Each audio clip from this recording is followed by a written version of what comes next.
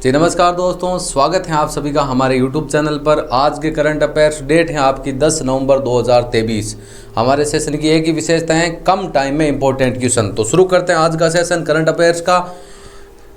Session शुरू करने से पहले आज का मोटिवेशन है आपका कि दुनिया वो किताब है आपकी जिसको हम लोग कभी नहीं पढ़ सकते, या दुनिया वो किताब है जो कभी नहीं पढ़ी जा सकती, लेकिन ज़माना वो समय है जो सब कुछ सिखा देते हैं आपको।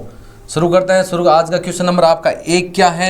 एक नंबर क्वेश्चन है आपका कि हाल ही में भारतीय प्रशासनिक सेवा, जिसको आपको पता है कौन सी डिग्री होती है, कौन सा अधिकारी होता है? IAS अधिकारी, जो सबसे बड़ी पोस्ट होती है आपकी भारतीय प्रशासनिक सेवा, सिविल सर्विस बोल सकते हैं, कि किस वरिष्ठ अधिकारी को भारत का नया महासर्वेक्षक नियुक्त किया गया? आपका क्वेश्चन तो आपका ये होगा कि हाल ही में भारत का नया महासर्वेक्षक किसे नियुक्त किया गया है? जो महासर्वेक्षक नियुक्त किया गया है वो भारत का एक प्रशासनिक सेवा का एक वरिष्ठ अधिकारी है, जिसका नाम है आपका हितेश कुमार एस मकवाना।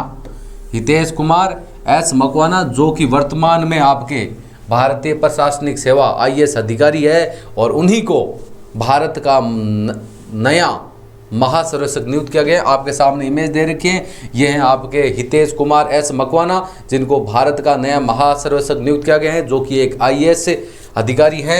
IAS की फुल फॉर्म हिंदी में बात करें, भारतीय प्रशासनिक सेवा, एक सिविल सर्विस बोल सकते हैं।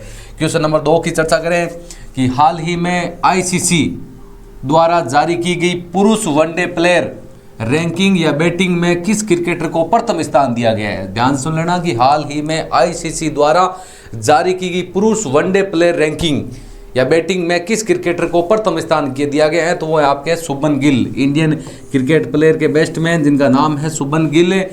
ICC की बात करें, ICC की फुल फॉर्म की बात करें, I का मतलब हो गया इंटरनेशनल, C का मतलब हो गया क्रिकेट, और C का मतलब हो गया काउंसिल। इंटरनेशनल क्रिकेट काउंसिलिंग द्वारा जारी की गई वनडे प्लेयर रिपोर्ट रैंकिंग या बैटिंग में किस क्रिकेटर को प्रथम स्थान दिया गया? वो दिया गया शुभमन गिल को। ICC का फुल फॉर्म की बात करें, अंतर्राष्ट्रीय क्रिकेट परिषद, अंतर्राष्ट्रीय क्रिकेट परिषद, या सीधा बोल सकते हैं इंटरनेशनल क्रिकेट काउंसिलिंग।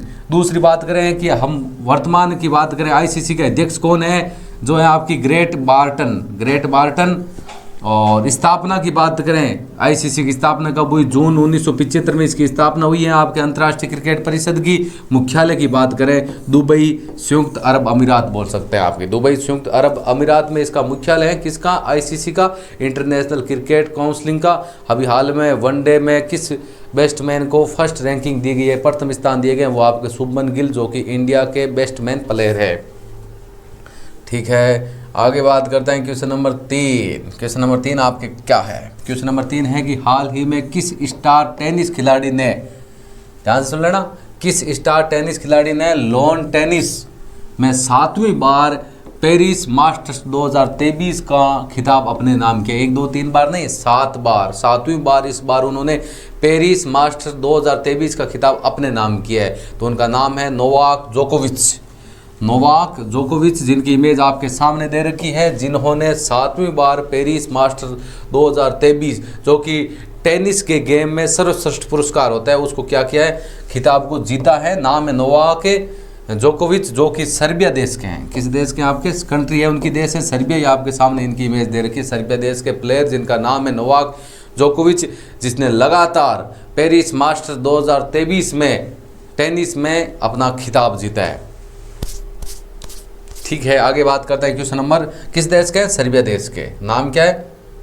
नाम आपको बता दिए हैं। क्वेश्चन नंबर 4 की चर्चा करें। क्वेश्चन नंबर 4 आपका क्या है कि हाल ही में किस राज्य सरकार ने प्रोजेक्ट डॉल्फिन को लागू करने का आदेश जारी किया है? तो पहले आपको पता होना चाहिए डॉल्फिन है क्या? भारत का राष्ट्रीय जलीय जीव। भारत का राष्ट्रीय जलीय जीव की हम लोग चर्चा करें, भारत का राष्ट्रीय जलीय जीव कौन सा है? गांगेय डॉल्फिन। और हाल ही में किस राज्य सरकार ने प्रोजेक्ट डॉल्फिन को लागू करने का आदेश जारी किया है? तो वो आपकी है तमिलनाडु राज्य सरकार। हाल ही में तमिलनाडु राज्य सरकार ने प्रोजेक्ट डॉल्फिन को लागू करने का आदेश किया गया है, और ये प्रोजेक्ट है आपका 2023-24 के दौरान। इसकी लागत है आपकी 8.13 करोड़ रुपए की लागत से ये प्रोजेक्ट तैयार होगा। गांगेय डॉल्फिन भाई प्रोजेक्ट तैयार कर रहे हैं किसी भाई उसका मुख्य उद्देश्य क्या होता है, उसके प्रति जागरूकता का बढ़ाना, उन जीवों का संरक्षण करना, उनका क्या होता है, मुख्य उद्देश्य होता है। क्वेश्चन नंबर आज का 5 है आपका कि हाल ही में किस देश में अंतर्राष्ट्रीय खनन और संसाधन सम्मेलन 2023 का क्या किया गया, आयोजन किया गया। हाल ही में किस देश में अंतर्राष्ट्रीय खनन और संसाधन सम्मेलन 2023, हर साल अलग अलग देशों में होता है। इस बार अंतर्राष्ट्रीय खनन और संसाधन सम्मेलन 2023 का आयोजन किस देश में हुआ, ऑस्ट्रेलिया के सिडनी में, ऑस्ट्रेलिया देश में। और ऑस्ट्रेलिया में हम बात करें कहाँ पर, सिडनी में, ऑस्ट्रेलिया के सिडनी में अंतर्राष्ट्रीय खनन और संसाधन सम्मेलन 2023 का आयोजन किया गया। ठीक है, क्वेश्चन नंबर आगे बढ़ते हैं, क्वेश्चन नंबर 6 की चर्चा कर लेते हैं। क्वेश्चन नंबर 6 आपका क्या है कि हाल ही में 11वें कलाकार पुरस्कार 2023, इस बार 11वां दिया जा रहा है, इससे पहले 10 बार ये पुरस्कार दिया जा चुका है। इस बार 11वां कलाकार पुरस्कार 2023 के लिए किसका नाम नामित किया है या किसको ये दिया जाएगा, आप ऐसे बोल सकते हैं। हाल ही में 11वां कलाकार पुरस्कार 2023 है, उसके लिए भाई नाम चुना गया है, या उसके लिए किसको चुना गया है, वो है आपके क्रिस्टोफर डिसूजा, जिनको 11वां कलाकार पुरस्कार 2023 से सम्मानित किया जाएगा। हम बात करें क्रिस्टोफर डिसूजा है कौन, कोंकणी थिएटर के कलाकार और निर्देशक हैं। कोंकणी थिएटर की बात करें कहाँ पर है, गोवा में। कोंकणी थिएटर कहाँ पर है, गोवा में। कोंकणी थिएटर के कलाकार हैं, उनके निर्देशक हैं जिनका नाम है क्रिस्टोफर डिसूजा, और उनको 11वें कलाकार पुरस्कार 2023 के लिए किया गया, चुना गया और उनको सम्मानित किया जाएगा। कोंकणी थिएटर कहाँ पर है, गोवा में। क्वेश्चन नंबर 7 की चर्चा कर लेते हैं। क्वेश्चन नंबर 7 क्या है कि हाल ही में डाबर नाम सुना है ना आपने, हाल ही में डाबर किसको नया स्वतंत्र निर्देशक नियुक्त किया है। हाल ही में डाबर के द्वारा, डाबर कंपनी आपने सुनी होगी, साइंस की आयुर्वेद ने, the science of Ayurveda, Dabur नाम सुना होगा। हाल ही में डाबर ने किसको नया स्वतंत्र निर्देशक नियुक्त किया है, उनका नाम है सुशील चंद्रा को हाल ही में डाबर का नया स्वतंत्र निर्देशक नियुक्त किया गया है।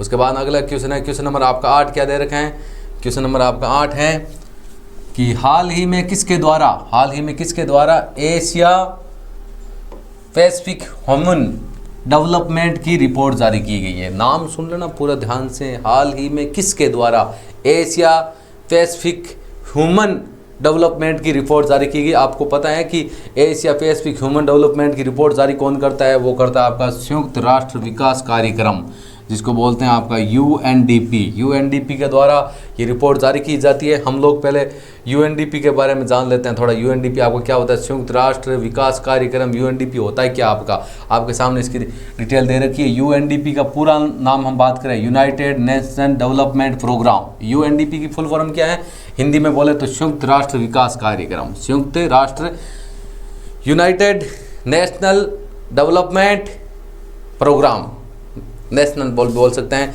हम बात करें यूएनडीपी संयुक्त राष्ट्र विकास कार्यक्रम की स्थापना कब होती है, 1965 में इसकी स्थापना होती है। इसका मुख्यालय कहाँ पर है, न्यूयॉर्क में इसका क्या है, मुख्यालय है। जितने भी, अब एक और ये बता देता हूँ, संयुक्त राष्ट्र के जो वैश्विक विकास कार्यक्रम है उसका ये क्या है, हिस्सा है, और इसके द्वारा अलग अलग रिपोर्ट आपकी जारी की जाती है। हाल ही में जो आपकी रिपोर्ट है, कौन सी रिपोर्ट का नाम आपके सामने दे रखे हैं, एशिया रिपोर्ट क्या आपकी, एशिया पैसिफिक ह्यूमन डेवलपमेंट की रिपोर्ट किसने जारी की है, संयुक्त राष्ट्र विकास कार्यक्रम, जिसका मुख्यालय न्यूयॉर्क में है। इसकी स्थापना कब हुई है, 1965 में। United Nation Development Programme UNDP 1965 में इसकी क्या हुई है, स्थापना। क्वेश्चन नंबर 9 की चर्चा करते हैं।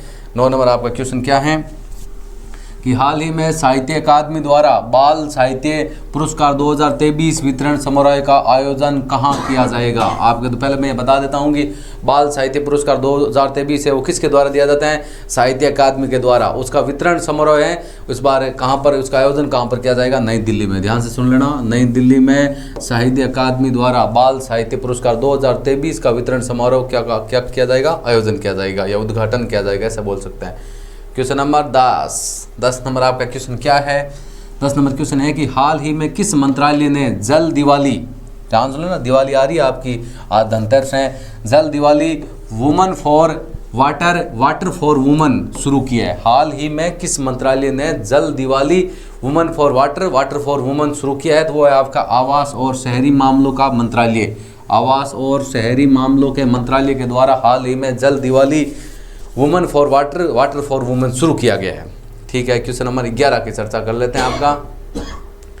क्वेश्चन नंबर 11 आपका क्या है कि हाल ही में L&T किस राज्य के भोगापुरम में ग्रीनफील्ड हवाई अड्डा का निर्माण करेगा। आपको पता होगा भोगापुरम कहाँ पर है, भोगापुरम है आपका आंध्र प्रदेश में। हाल ही में L&T का मतलब क्या वो मैं आपको बताने वाला हूँ। हाल ही में L&T किस राज्य के भोगापुरम में ग्रीनफील्ड हवाई अड्डा का निर्माण करेगा, तो आपके आंध्र प्रदेश में जो आपकी L&T का मतलब है लार्सन व ट्रूबो आंध्र प्रदेश में भोगापुरम में ग्रीन, ये आपके सामने दे रखा है लार्सन व ट्रूबो जिसको L&T बोलते हैं, आंध्र प्रदेश में भोगापुरम में ग्रीन फील्ड हवाई अड्डे का क्या करेगा, निर्माण करेगी। L&T है कि आपकी दुनिया की टॉप 5 कंस्ट्रक्शन कंपनियों में से आपकी एक है। कौन सी कंपनी, लार्सन एंड ट्रूबो। और उसके द्वारा कंस्ट्रक्शन कंपनी का मतलब जो इन हवाई अड्डों का बिल्डिंगों का निर्माण करने वाला दुनिया की टॉप 5 कंपनियों में से एक है, जो कि हाल ही में भारत के आंध्र प्रदेश राज्य के भोगापुरम में ग्रीनफील्ड हवाई अड्डे का क्या करेगी, निर्माण करेगी। ठीक है,